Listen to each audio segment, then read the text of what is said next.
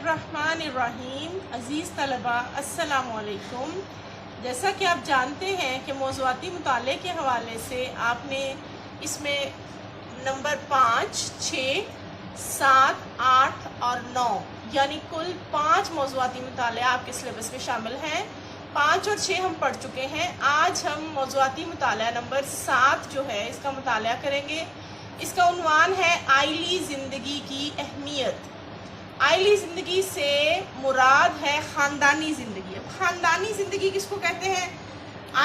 असल में आइली ज़िंदगी से मुराद जिसमें एक इंसान चंद अफराद यानी बीवी बच्चों की मुआशी ज़िम्मेदारी अपने कंधों पर लेता है। आइल असल में अरबी ज़ुबान का लफ्ज़ है, ख़ानदान इसका मानी है। आइली ज़िंदगी से मुराद घरेलू ख़ानदानी ज़िंदगी है। अंग्रेज़ी में इसे फैमिली लाइफ भी कहा जाता है।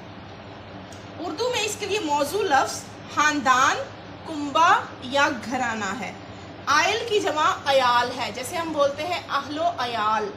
अयाल है और जो पूरे ख़ानदान के लिए इस्तेमाल होता है, जिसमें वालिदैन, औलाद और दीगर अजीज़ व अकारिब भी शामिल हैं। इसलिए आइली ज़िंदगी का मफ़हूम घरेलू यानी ख़ानदानी ज़िंदगी हुआ। इंसान पैदाइश से मौत तक सारी ज़िंदगी अपने ख़ानदान में गुजारता है। ख़ानदान के अफराद मुख्तलिफ रिश्तों की बिना पर एक दूसरे से मुंसलिक यानी जुड़े हुए होते हैं।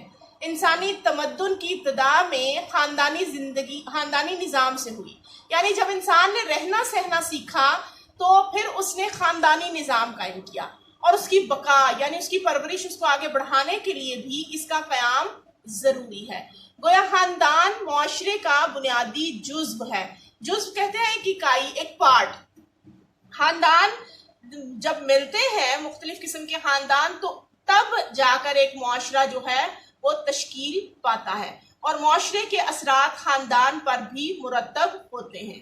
मुआशरे की बुनियाद ख़ानदानी निज़ाम और मर्द और औरत की पाकीज़ा आइली ज़िंदगी पर है। यानी एक ख़ानदान में मौजूद मर्द और औरत जब पाकीज़ा ज़िंदगी गुजारेंगे तो वो माशरा भी जो है वो पाकीज़ा होगा, वरना उनकी देखा देखी मुआशरे के दूसरे ख़ानदान के लोग भी जो है वो उसी तरह की ज़िंदगी उनकी तकलीद में गुजारेंगे।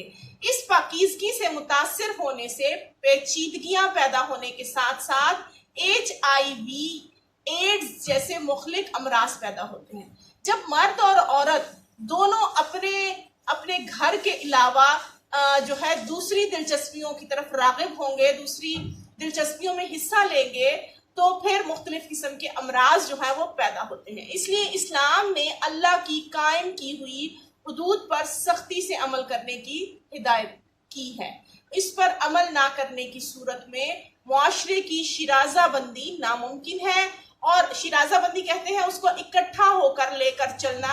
मुआशरा फिर एक साथ होकर तरक्की के मनाजिल तय नहीं कर सकता और मुआशरा इंतशार से नहीं बच सकता। यानी फिर देखा देखी जो है वो दूसरे ख़ानदान के अफराद या मर्द जो हैं वो भी उसी गंदगी का शिकार होंगे और मुआशरे में इंतशार फैलेगा, बुराइयां फैलेंगी, बीमारियां फैलेंगी। इसलिए आपस में पाकीज़ा रिश्ते जो हैं वो फ़रोग़ पाने चाहिए। अब हम पढ़ते हैं ज़ौजैन का बाहमी ताल्लुक। अल्लाह ताला का इरशाद है कि हुवल्लज़ी खलक़कुम मिन नफ्सिन वाहिदतिन वजअल मिनहा ज़ौजहा लियस्कुन्ना इलैहा। यानी अल्लाह ताला ने सूरत एराफ आयत नंबर, इसका हवाला नंबर नोट कर लें, सूरत एराफ आयत नंबर 189। तर्जुमा है, वही अल्लाह है जिसने तुम्हें एक जान से पैदा किया और उसी से उसका जोड़ा बनाया ताकि वो उससे सुकून हासिल करे।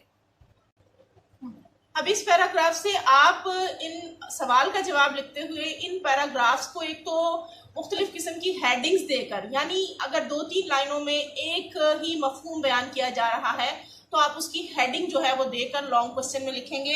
अब जैसे इस पैराग्राफ या इन 2-3 लाइनों को पढ़ने से पहले मैं आपको एक हेडिंग बताती हूँ, यानी अखलाकी तहफ़्फ़ुज़। आपके जो अखलाक हैं उसका तहफ़्फ़ुज़ जो है वो आइली ज़िंदगी की सूरत में हो जाता है।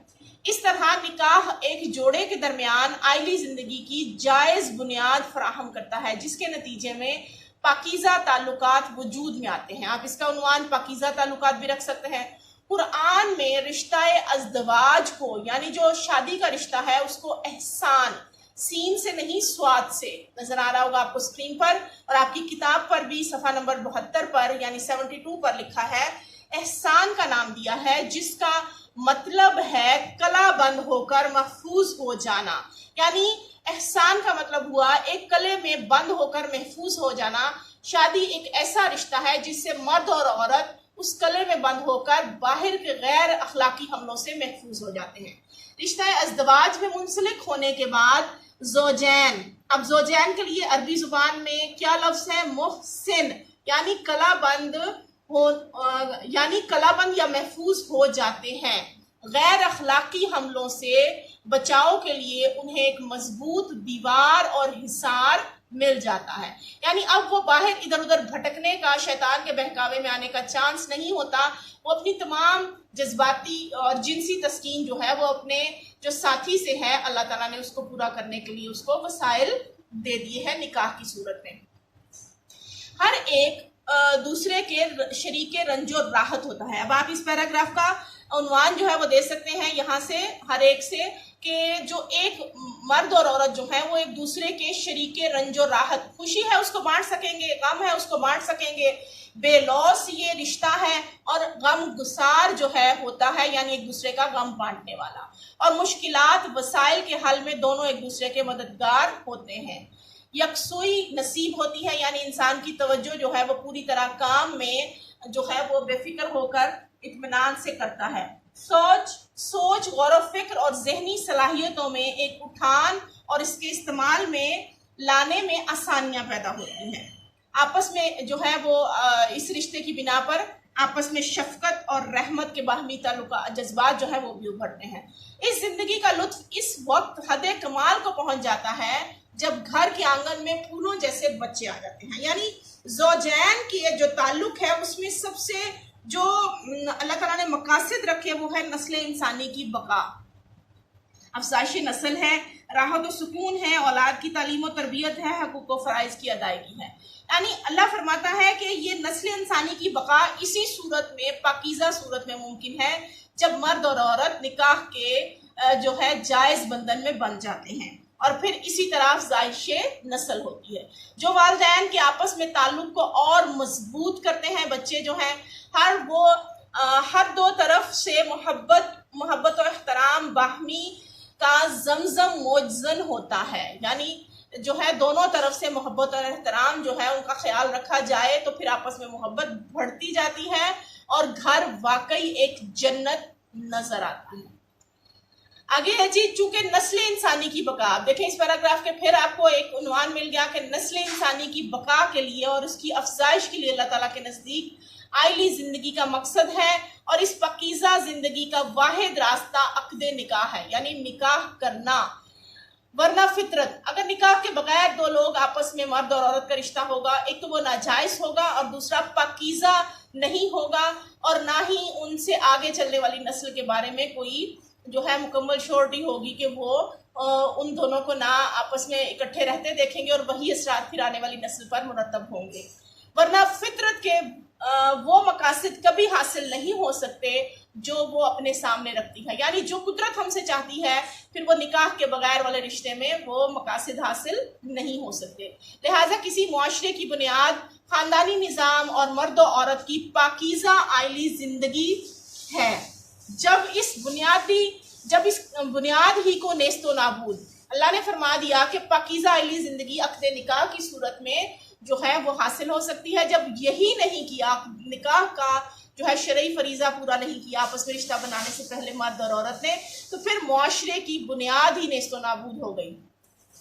फिर मुआशरे की शराज़ाबंदी किस तरह मुमकिन है और इसे इंतशार से क्यों कर बचाया जा सकता है। इसीलिए अल्लाह ताला ने आइली जिंदगी के इस्तेहकाम यानी मजबूती और बका यानी अफजाइश के लिए नहायत वजाहत से हिदायत दी हैं। अल्लाह ताला ने शौहर और बीवी के ताल्लुक को मोहब्बत और रहमत का ताल्लुक करार दिया है। अब ये देखें, इस तरह की लाइंस आपके शॉर्ट क्वेश्चंस में आ जाती हैं कि अल्लाह ताला ने शौहर और बीवी के ताल्लुक को क्या करार दिया है, तो उसके लिए मोहब्बत और रहमत का ताल्लुक करार दिया है। इशारे बारी ताला है वमिन आयातिही खलका लकुम मिन अनफुसिकुम अज़वाजा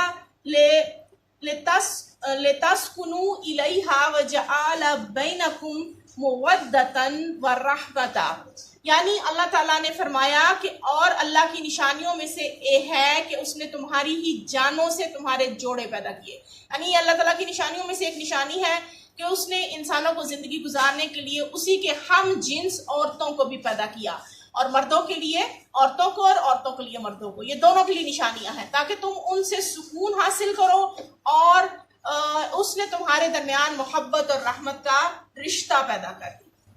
गोया शौहर और बीवी का ताल्लुक एक तरफ तो जबिल्लत यानी इंसानी आदत की तस्कीन का बायस अल्लाह ताला ने बनाया है, और दूसरी तरफ इस रिश्ते से बाहमी मोहब्बत, एतमाद और रहमत का एक रिश्ता उनके दरमियान पैदा हो गया। दोनों रूहानी ताल्लुक की बिना पर शाहराए हयात यानी जिंदगी की सड़क, जिंदगी का जो आगे सफर उन्होंने तय करना है, वो इस दोनों के दरमियान जो रूहानी ताल्लुक अल्लाह ताला निकाह के बाद कायम करता है, उससे वो एक दूसरे के हम सफर होते हैं और एक मुकद्दस मुआहदे के तहत एक दूसरे के मुनिस व गमखार, यानी मुनिस कहते हैं दुख दर्द बांटने वाला, हंसी खुशी बांटने वाला, और गम बांटने वाला गमखार है। इसलिए अल्लाह ताला ने एक दूसरे पर मुनसिफाना हुकूक भी मुकर्रर किए हैं। अल्लाह फरमाता है कि चूंकि तुम दोनों अपनी जिंदगी के गम और खुशियां बांटने में बराबर का हिस्सा रखते हो, तो दोनों के एक दूसरे पर मुनसिफाना तौर पर अल्लाह ताला ने हुकूक भी रखे हैं और फराइज भी रखे हैं। अल्लाह फरमाता है वलहुन्ना मिस्लुल लजीना अलैहिन्ना बिल मारूफ, और इसी तरह उन औरतों के हुकूक हैं जिस तरह उनके फराइज हैं रिवाज के मुताबिक। अल्लाह फरमाता है कि औरतों के हुकूक जो हैं वो बिल्कुल रिवाज के मुताबिक रखे गए हैं और फराइज भी उन पर फर्ज किए गए हैं। इस सिलसिले में औरत के हुकूक और फराइज के बारे में सबसे पहले हम ज़ौजैन कहते हैं मियाँ और बीवी। जैसे वालिदैन का लफ्ज़ तस्निया का सीखा है, बिल्कुल इसी तरह ज़ौजैन से मुराद मियाँ और बीवी का रिश्ता, यानी मियाँ और बीवी के आपस में हुकूक और फराइज क्या हैं, अल्लाह ताला ने क्या रखे हैं। इस्लामी तालीमात के मुताबिक ख़ानदान की कफ़ालत, अब इसका सबसे पहला पॉइंट हो गया कि नानो नफ़का की जो है वो प्रोवाइड करना, मुहैया करना, यानी ख़ानदान की कफ़ालत करना, ख़ानदान की तमाम मुआशी जिम्मेदारी जो है नानो नफ़का वो मर्द की जिम्मेदारी अल्लाह ने रखी है। इसे चाहिए कि अपनी माली हालत के मुताबिक बीवी बच्चों के अखराजात, लिबास और मकान का बंदोबस्त करे। यानी अल्लाह ताला ने दीन इस्लाम ने औरत की जिम्मेदारियों में ये चीज़ शामिल नहीं रखी कि वो घर के लिए अखराजात पूरे करने के लिए, लिबास, मकान के बंदोबस्त के लिए मेहनत मजदूरी करे। हाँ, आगे उसकी एक शिक रखी गई है, बीवी को अपने मेहर में दी गई रकम या दीगर अपनी जाती मलकियत रखने और कारोबार करने का जायज़ हुदूद देकर इख्तियार दिया। यानी अब दूसरा पॉइंट आपका क्या आ गया कि बीवी को हक मेहर अदा करना अल्लाह की तरफ से लाजमी करार दिया गया। हक मेहर देकर उसकी जाती मलकियत में कोई कारोबार या कोई ज़मीन जायदाद उसकी नाम करना चाहता है, तो ये हक भी अल्लाह ताला ने बीवी को दिया कि वो अपनी जाती मलकियत का अपनी एक जायज़ हुदूद में रहकर उसको अपने इख्तियार में रखे और उसको इस्तेमाल करे और उससे कारोबार करे। बीवी के साथ अच्छा सलूक करे, ये बीवी के जो है हुकूक हैं और मर्द के फराइज हैं। याद रखिएगा, जब भी एक जैसे मर्द के जो हुकूक हैं वो जो है वो बीवी के फराइज में शामिल हैं, यानी बीवी वो फराइज पूरे करेगी तो मर्द के हुकूक पूरे हो जाएंगे, और मर्द के जो हुकूक हैं वो बीवी के फराइज हैं। अब मर्द के फर्ज में शामिल है कि वो बीवी के साथ अच्छा सलूक करे, उस पर जुल्म और ज्यादती ना करे। इस मामले में अल्लाह ताला ने से डरे और अदलो एहसान का रवैया इख्तियार करे। फिर अल्लाह ताला ने एक और बीवी के लिए जो है वो हक रखा कि मर्द की जायदाद में से यानी विरासत में से 1/8 हिस्सा जो है वो उसकी बीवी का पहले निकाला जाता है। विरासत के हुकूक शरीयत के मुताबिक अदा करे। अल्लाह ताला ने फरमाया फस्सालिहातु कानितातु हाफिजातु लिलगैबी, नेक औरतें फरमाबरदार और शौहर की अदम मौजूदगी में उसके घर की मुहाफिज होती हैं। यानी अल्लाह ने फरमाया कि नेक औरतें वो हैं जो फरमाबरदार होती हैं और शौहर की गैर मौजूदगी में उसके घर, उसकी जायदाद, उसकी तमाम जो घर की चीज़ें हैं उनकी मुहाफिज होती हैं। अब है जी, अगरचे औरत पर औलाद की कफालत की जिम्मेदारी नहीं, ऊपर हम पढ़ चुके हैं कि अल्लाह ने कफालत की जिम्मेदारी किसके जिम्मे रखी? मर्द के जिम्मे। लेकिन ताहम पढ़ी लिखी और हुनरमंद खवातीन हया और पर्दे का ख्याल रखते हुए मुलाजमत या कोई हुनरमंदी के दीगर काम करके रोजी कमा सकती हैं, मगर हमारे मुल्क की अक्सर खवातीन को अपने इन हकूक से आगाही ही हासिल नहीं। अल्लाह फरमाता है कि अगर उसके घर के हालात ठीक नहीं या वो समझती है कि वो अपनी तालीम की बिना पर या अपने हुनर की बिना पर अपने ख़ानदान को मज़ीद अच्छी सहूलियात दे सकती है, तो वो इस सिलसिले में अपने शौहर का हाथ बटा सकती है। बीवी का फ़र्ज़ है कि वो शौहर की अदम मौजूदगी यानी गैर मौजूदगी, वो घर में नहीं तो उसकी तमाम अशिया की एक अमानत की तरह हिफाजत करे और उसके राज अफशा ना करे, यानी उसके राज जाहिर ना करे, किसी पर जाहिर ना करे, घर की बातें दूसरों को ना बताए और उसके अमवालो अशिया, अमवाल माल की जमा है, अशिया शय की जमा है, कि साथ साथ उसकी आबरू यानी इज्जत और उसके नस्बो नस्ल की भी हिफाजत करे। यानी औरत के फराइज में शामिल है कि वो उसके ना तो उसके बिस्तर को आलूदा करे बल्कि उसकी औलाद की परवरिश भी अच्छे तरीके से करे ताकि नेक नस्ल आइंदा परवान चढ़े। हुजूर सल्लल्लाहु अलैहि वसल्लम की जिंदगी भी हमारे लिए मीनारे नूर है, मीनारे नूर है, ये नूर का मीनार है, मशले राह है। इसका मतलब है कि आप सल्लल्लाहु अलैहि वसल्लम की जिंदगी हमारे लिए बेहतरीन उसवा हसना है। हम अगर किसी मामले में किसी किस्म की शक व शुबे का शिकार हो तो हमें चाहिए कि आप सल्लल्लाहु अलैहि वसल्लम के उसवा हसना से हासिल करें, उस बारे में रहनुमाई। आप सल्लल्लाहु अलैहि वसल्लम ने हदीस पाक में इरशाद है, खैरुकुम ले अहलिही, तुम में से बेहतर वो है जो अपने घर वालों के लिए बेहतर है। व अना खैरुकुम, और मैं तुम बेहतर हूँ तुम में से ले अहलिही, अपने घर वालों के। यानी तर्जुमा है, तुम में से बेहतर वो है जो अपने घर वालों के लिए बेहतर हो और मैं अपने घर वालों के लिए तुम सबसे बेहतर हूँ। यानी आप सल्लल्लाहु अलैहि वसल्लम का जो है अपने घर वालों के साथ जो रवैया है, हुस्न सलूक है, वो सब मुसलमानों के लिए मशअल राह है। नबी पाक सल्लल्लाहु अलैहि वसल्लम का ये फरमान है कि अच्छी औरत वो है कि जब शौहर उसे देखे तो उसे मुसर्रत हो, वो उसे हुक्म दे तो वो अतात करे और उसकी अदम मौजूदगी में उसके माल और अपनी इज्जत की हिफाजत करे। आइली जिंदगी के हवाले से अब जो अगला पॉइंट आपके सबक में मौजूद है वो है औलाद के हुकूक व फराइज। क्योंकि आइली जिंदगी में सबसे अहम किरदार माँ बाप का यानी मर्द और औरत का है, उसके बाद जो अहम किरदार है वो है औलाद का। इस्लाम में वालिदैन पर औलाद के हुकूक मुकर्रर है। अल्लाह फरमाता है, या अय्युहल्लज़ीना आमनू कू अनफुसकुम व अहलीकुम नारा, ए अहले ईमान अपने आप को और अपने अहले खाना को दोज़ख से बचाओ। यानी अल्लाह ने फरमाया कि ना सिर्फ अपने आप को बल्कि अपने औलाद, अपने अहले खाना को भी दोज़ख से बचाओ। वालिदैन की जिम्मेदारी है कि वो अपनी औलाद की अच्छी परवरिश करें। यानी अब ये आ गई वालिदैन की जिम्मेदारियां यानी फराइज, जिम्मेदारी यानी फराइज, हुकूक जो उन्हें हक मिलने हैं यानी वालिदैन की तरफ से। अब जी अच्छी परवरिश, तालीम और अच्छी तरबियत का अहतमाम करें और फिर अच्छी जगह उनकी शादी करें। औलाद के दरमियान अदल व इंसाफ कायम रखें। ये माँ बाप का जो है वो फ़र्ज़ है कि वो किसी को, एक बच्चे को दूसरे पर बर्तरी ना दे बल्कि उनके दरमियान हमेशा अदल व इंसाफ कायम रखें। वालिदैन की वफात के बाद अब औलाद सालिहा का क्या फ़र्ज़ है जी, उनके नामा माल में नेकियों का इजाफे का सबब होती है। औलाद के फ़राइज़ में शामिल है कि वो अल्लाह ताला की नाफरमानी के सिवा वालिदैन का हर हुक्म बजा लाएं, उनसे रहमत और मोहब्बत और नरमी का रवैया इख्तियार करें, उनकी राय को अपनी राय पर मुकद्दम रखें। ख़ास तौर पर जब वालिदैन बुढ़ापे को पहुँच जाएं तो उनके जज्बात का ख्याल रखते हुए उनसे नरमी और मोहब्बत से पेश आएँ। ये औलाद के फ़राइज़ हैं।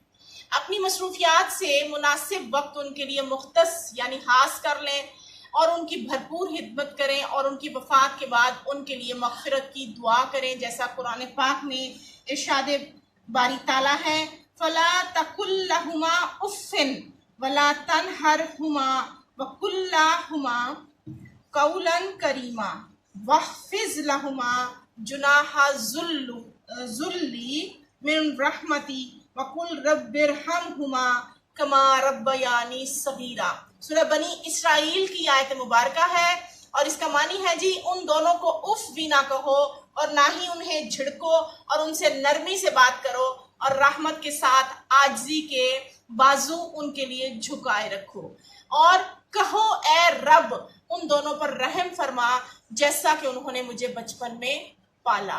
वालिदैन की खिदमत और अताअत के बारे में है कि जो शख्स अब जो है अपने वालिदैन के लिए दुआए मगफिरत या उनके लिए दुआओं का एहतमाम नहीं करता नमाजों के बाद, तो अल्लाह ताला उस पर रिस्क की तंगी नाजिल करता है। इसलिए जो शख्स चाहता है कि उसके रिस्क में फराही हो, उसे चाहिए कि अपने वालिदैन का हक अदा करे और उनके लिए दुआए मगफिरत करता रहे। और औलाद पर फर्ज ये है कि वो अपनी वालिदैन का जो है उनके लिए सदका जारिया बने और उनके लिए ना सिर्फ उनकी जिंदगी में बल्कि आखिरत में भी उनके दर्जात की बुलंदी के लिए दुआ गो रहे। इसी के साथ आपका ये चैप्टर खत्म होता है। आइंदा अगले सबक के साथ मिलेंगे। अल्लाह हाफिज।